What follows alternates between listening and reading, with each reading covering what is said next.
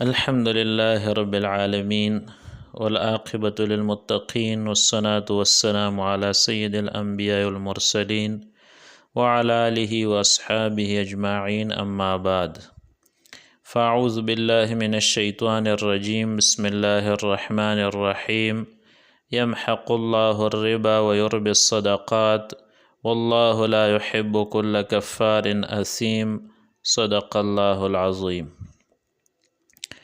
میرے محترم مسلمان بھائیوں، یہ جو آیت میں نے تلاوت کی یہ سورہ بقرہ کی 276 نمبر آیت ہے۔ اس آیت میں حق تعالی شانہ نے سود کی برائی کو بیان فرمایا ہے۔ حق تعالی نے حضور اقدس صلی اللہ علیہ وسلم کی برکت سے ہمیں اور آپ کو صاف ستھرا معاشرہ عطا فرمایا ہے۔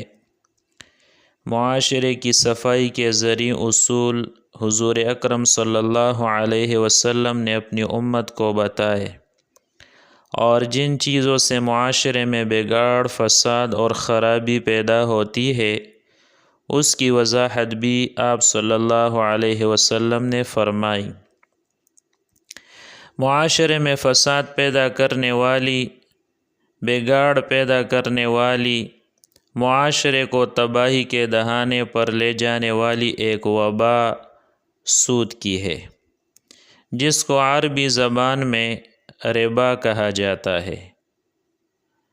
ربا کا لفظ بہت وسیع ہے اور سود ربا کی ایک قسم ہے۔ عربی لغت میں ربا زیادتی کو کہتے ہیں، زیادتی، اور شریعت کے نظر میں ربا ایسی زیادتی کو کہتے ہیں جو بغیر عوض کے حاصل ہو۔ اہل عرب جن برائیوں میں مبتلا تھے اور جو خرابیاں ان میں عام تھی ان میں سے ایک ربا بھی ہے، اور کس قدر ان میں ربا کا رواج تھا وہ اس کو برا بھی نہیں سمجھتے تھے۔ ان کے نزدیک ربا کی شکل یہ تھی کہ ایک معین مدت پر کچھ رقم قرض لیتے، اگر مقروض نے معین مدت میں رقم واپس کر دی تو ٹھیک، اور اگر معین مدت میں رقم واپس نہیں کی تو زیادتی کے ساتھ وصول کرتے تھے۔ یہی چیز ربا اور سود ہے، اور اسی کے متعلق ارشاد فرمایا گیا کل قرض جر نفعا فهو ربا، یعنی ہر وہ قرض جس سے نفع کمایا جائے وہ ربا ہے۔ یہی مطلب بیان کیا ہے مفسر جریر طبری رحمہ اللہ نے، جساس رازی رحمہ اللہ اور صاحب تفسیر مظہری رحمہ اللہ نے۔ پھر رسول اللہ صلی اللہ علیہ وسلم نے اپنے فرض منصبی کو نبھاتے ہوئے اس کی وضاحت فرمائی۔ مزید 6 چیزوں کو آپ صلی اللہ علیہ وسلم نے اس میں شامل فرمایا۔ پھر فقہاء اعظام نے کچھ قوانین اور ضوابط تیار کیے اور دوسری چیزوں کو بھی ربا میں داخل کیا۔ قرض کے علاوہ اہل عرب میں تجارتی سود کا بھی بڑا رواج تھا۔ اس سلسلے میں 3 واقعات خاص ہے۔ پہلا واقعہ یہ ہے کہ بنو ثقیف کے خاندان بنی عمر اور بنی مخزوم کے خاندان بنی مغیرہ میں سودی لین دین کا رواج مدتوں سے چلا آ رہا تھا۔ پہلے بنی مغیرہ مسلمان ہوئے۔ سن 9 ہجری میں بنی عمر کا ایک وفد بھی حضور صلی اللہ علیہ وسلم کی خدمت میں مدینہ طیبہ حاضر ہوا اور مسلمان ہو گیا۔ بنی عمر کی کچھ سودی رقم تھی جو بنی مغیرہ سے وصول کرنا تھی۔ انہوں نے اپنی رقم کا مطالبہ کیا۔ بنی مغیرہ نے کہا ہم مسلمان ہو چکے ہیں اور سود کا لین دین حرام ہے، اس سے ہم تمہاری یہ رقم ادا نہیں کریں گے۔ اب یہ واقعہ مکہ مکرمہ میں پیش آیا تھا۔ ایک روایت کے مطابق حضرت عتاب ابن اسید رضی اللہ تعالیٰ عنہ جو امیر مکہ تھے، اور دوسری روایت کے مطابق حضرت معاذ بن جبل رضی اللہ تعالیٰ عنہ، جن کو حضور صلی اللہ علیہ وسلم نے فتح مکہ کے بعد اہل مکہ کی تعلیم و تربیت کے لیے وہاں روکا تھا، انہوں نے حضور صلی اللہ علیہ وسلم کو یہ معاملہ لکھ کر بھیجا۔ جب یہ خط نبی کریم صلی اللہ علیہ وسلم کے پاس پہنچا تو سورہ بقرہ کی یہ آیت نازل ہوئی جس میں سودی رقم چھوڑنے کا حکم دیا گیا۔ حضور اکرم صلی اللہ علیہ وسلم نے اپنا فیصلہ لکھ کر بھیجا تو دونوں فریق سودی رقم کے لین دین کرنے پر راضی ہو گئے۔ دوسرا واقعہ یہ ہے کہ حضرت عباس رضی اللہ عنہ اور حضرت خالد ابن ولید رضی اللہ عنہ کا شرکت کا کاروبار تھا، آپس میں شرکت کا کاروبار تھا۔ ان دونوں حضرات کا لین دین بنی ثقیف قبیلے کے ساتھ تھا۔ حضرت عباس رضی اللہ عنہ کی سود کی ایک بڑی باری رقم بنی ثقیف کے ذمہ واجب تھی، جس کا انہوں نے مطالبہ کیا۔ رسول اللہ صلی اللہ علیہ وسلم نے قرآن حکیم کے حکم کے پیش نظر اپنے چچا کو سود کی بڑی رقم چھوڑ دینے کا حکم دیا۔ تیسرا واقعہ یہ ہے کہ حضرت عباس رضی اللہ عنہ اور حضرت عثمان ابن عفان رضی اللہ عنہ کی سود کی رقم کسی تاجر کے ذمہ واجب تھی۔ ان دونوں حضرات نے اپنی رقم کا مطالبہ کیا تو رسول اللہ صلی اللہ علیہ وسلم نے دونوں کو سود کی رقم چھوڑ دینے کا فیصلہ فرمایا۔ سورہ بقرہ آیات نمبر 275 میں اللہ تعالیٰ فرماتے ہیں الذین یأکلون الربا لا یقومون الا کما یقوم الذی یتخبطہ الشیطان من المس ذلک بأنہم قالوا انما البیع مثل الربا وأحل اللہ البیع وحرم الربا فمن جاءه موعظة من ربه فانتهى فله ما سلف وأمره إلى الله ومن عاد فأولئك أصحاب النار هم فيها خالدون۔ یہ آیت 5 جملوں پر مشتمل ہے۔ پہلا جملہ وہ ہے الذین یأکلون الربا لا یقومون الا کما یقوم الذی یتخبطہ الشیطان من المس۔ جو لوگ سود کھاتے ہیں، یہاں کھانے سے مراد کھانا نہیں بلکہ استعمال کرنا ہے، یعنی چاہے کھانے کی شکل میں ہو، پینے کی شکل میں ہو، پہننے کی شکل میں ہو، مکان بنانے کی شکل میں ہو، غرض ساری چیزیں حرام اور ناجائز ہے۔ سود استعمال کرنے والوں کو اللہ تعالیٰ قیامت کے دن آسیب زدہ خبتی بنا کر اٹھائیں گے۔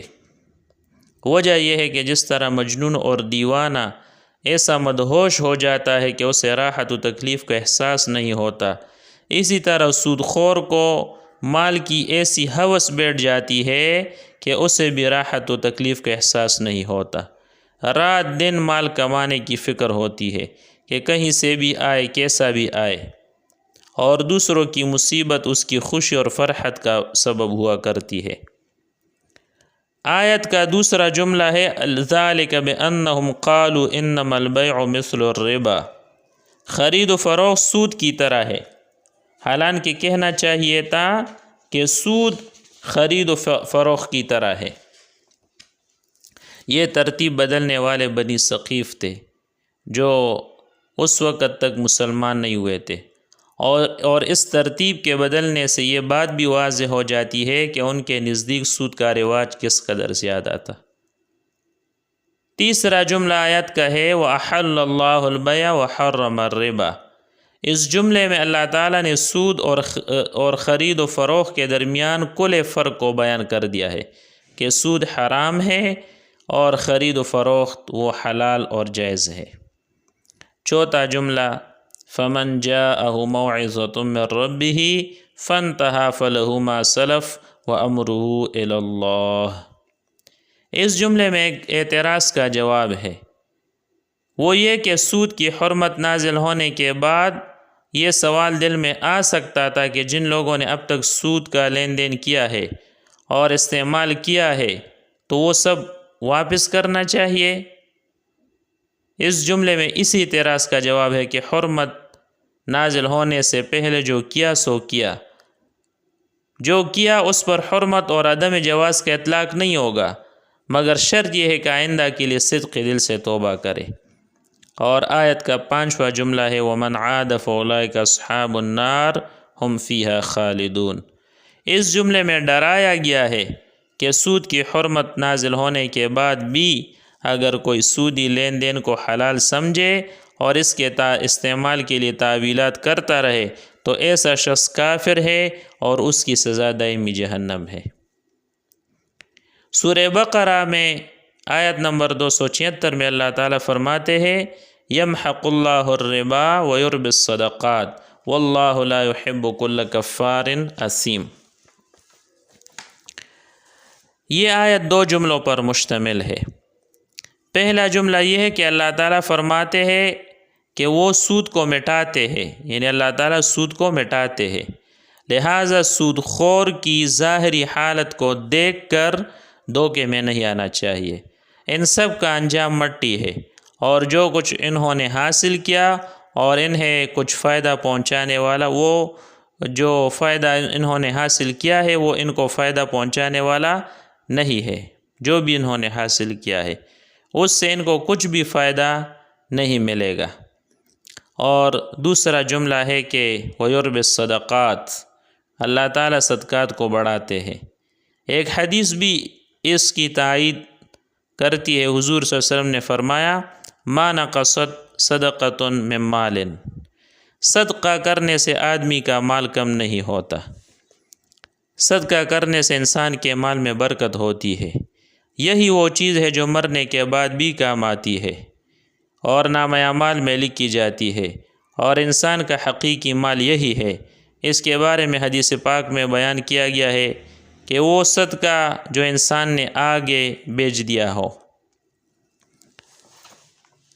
سورہ بقرہ میں اللہ تعالیٰ کا ارشاد ہے یا ایھا الذین آمنوا اتقوا اللہ وذروا ما بقی من الربا ان کنتم مؤمنین۔ اس آیت سے متعلق وہ 3 واقعات ہیں جو میں نے ذکر کیے کہ حضور صلی اللہ علیہ وسلم نے مختلف حضرات کو ان کی سودی رقم وصول کرنے سے روک دیا اور اس کے چھوڑ دینے کا حکم فرمایا۔ اس آیت میں اہل ایمان کے لیے ایک ضابطہ ہے۔ اہل ایمان کو چاہیے کہ وہ اپنے سود کے بقایا چھوڑ دے، اس میں دینی و دنیاوی فلاح کا راز مضمر ہے۔ سورہ بقرہ میں اللہ تعالیٰ فرماتے ہیں فَإِن لَّمْ تَفْعَلُوا فَأْذَنُوا بِحَرْبٍ مِّنَ اللَّهِ وَرَسُولِهِ، سورہ بقرہ آیت نمبر 279۔ اس آیت میں سودی لین دین سے باز نہ آنے والے اور حکم الہی کی مخالفت کرنے والے کے لیے شدید دھمکی اور وعید بیان کی گئی ہے، اور ایسی شدید دھمکی کفر کے سوا کسی بڑے سے بڑے جرم اور گناہ پر قرآن و حدیث میں بیان نہیں کی گئی ہے۔ وہ دھمکی یہ ہے کہ اگر تم نے سودی لین دین کو ترک نہیں کیا تو اللہ تعالیٰ اور اس کے رسول صلی اللہ علیہ وسلم سے جنگ کے لیے تیار ہو جاؤ۔ تو بھلا کس میں طاقت ہے کہ وہ اللہ اور اس کے رسول سے جنگ کرے؟ سورہ آل عمران میں اللہ تعالیٰ فرماتے ہیں آیت نمبر 130 میں یا ایھا الذین آمنوا لا تأکلوا الربا ضعافا مضاعفۃ۔ اس آیت میں جاہلیت کے ایک سودی رواج کی تردید کی گئی ہے۔ اہل عرب میں یہ رواج تھا کہ اگر کوئی کسی سے ایک مقررہ مدت پر قرض لیتا تو سود پر دیا جاتا، اگر اس وقت مقررہ پر رقم ادا نہ کر سکے تو مزید کچھ مدت اور کچھ سودی رقم بڑھا دی جاتی، پھر اس مدت میں بھی ادا نہ کر سکے تو کچھ اور مدت اور سودی رقم کے ساتھ بڑھا دی جاتی، جب تک مقروض اپنی پوری رقم ادا نہ کرے۔ یہ سلسلہ چلتا رہتا۔ قرآن کریم کی اس آیت میں اسی سے روکا گیا ہے۔